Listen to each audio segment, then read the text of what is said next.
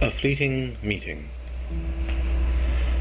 Lovely was the breakfast and the dinner the gypsy cyclist shared with the tall blonde man and his daughter, and healthful was the sleep he had and the bed they provided him. And while the man was tall and muscular, how gentle were his slender hands, inherited also by his daughter, as they clasped the mugs and plates in which he and his daughter brought him water, oatmeal and eggs in the morning, and beef, beans, and potatoes in the evening. After 2 days of rest, the gypsy cyclist, after the welcome and the care they gave to him, and his bicycle retrieved and repaired and his body on the mend, was on his way once again. How fortunate he considered himself that his bicycle was retrieved and all his panniers too, and that nothing was lost in the rapids of the river. He could not thank them enough before he departed, and they asked nothing in return except that he should have a safe journey, and for a wind at his back, and always for blue skies, or, if there should be rain, that it always be soothing. But the gypsy cyclist was uncertain of the direction ahead. Is it time to return home? He asked himself.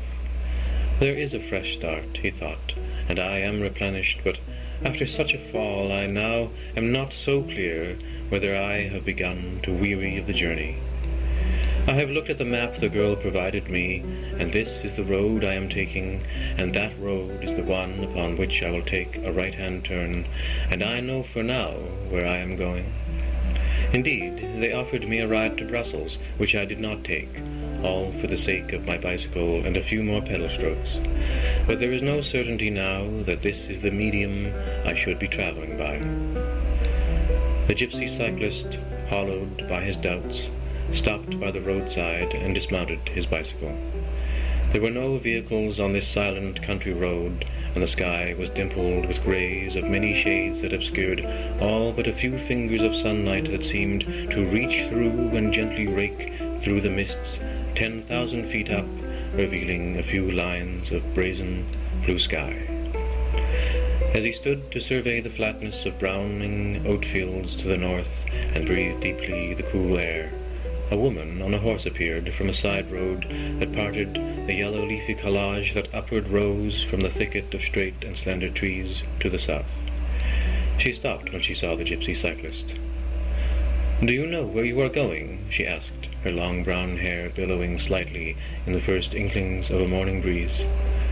"I can see by the look on your face that you are lost." "Oh," he replied, "is it that obvious?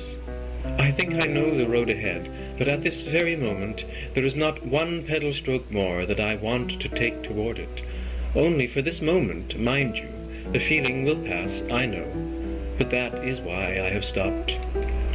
4 days ago," he continued, "I fell off my bicycle and it vanished in a river until some wonderful people retrieved it for me.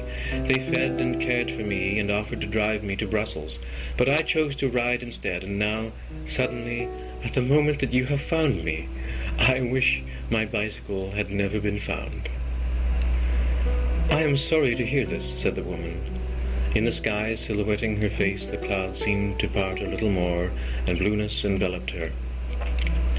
"If you did not have your bicycle with you, I would offer you a ride on my horse, and I would take you to Oosterks, a town not far from Brussels. Of course, after that, the roads become too heavy with traffic, and from there I could not ride my horse." She paused while the sun flicked a line of light from the edge of a cloud obscuring her face. The gypsy cyclist adjusted his line of vision to see her more clearly, but he could not. "Feel free to abandon your bicycle," she continued. "Feel free to abandon your bicycle if it wearies you too much, and I will give you a ride." The gypsy cyclist looked up at her, astonished at the words he had just heard. For a moment he imagined it, removing the panniers from his bicycle and leaving it by the roadside, mounting the woman's horse and resting his head upon her shoulders and clasping his arms around her waist. He looked into her eyes as the image came upon him, but still he could not clearly see her face silhouetted by the sun. She did not look away. "Thank you," he replied. "That is a thoughtful offer. I cannot have imagined I would ever hear such words from anyone. But I must mount my bicycle and proceed upon my way. You know that your words will haunt me for the rest of my journey." "You are welcome," she said. The horse was becoming impatient, lifting first one front hoof and then another and swinging its tail. "I can sense the weariness in your face. I see it in you. But I have given you strength to move on, and for that I am glad. I hope that the rest of your journey is as pleasant as this meeting I have just had with you. Take care." She pulled at the reins slightly.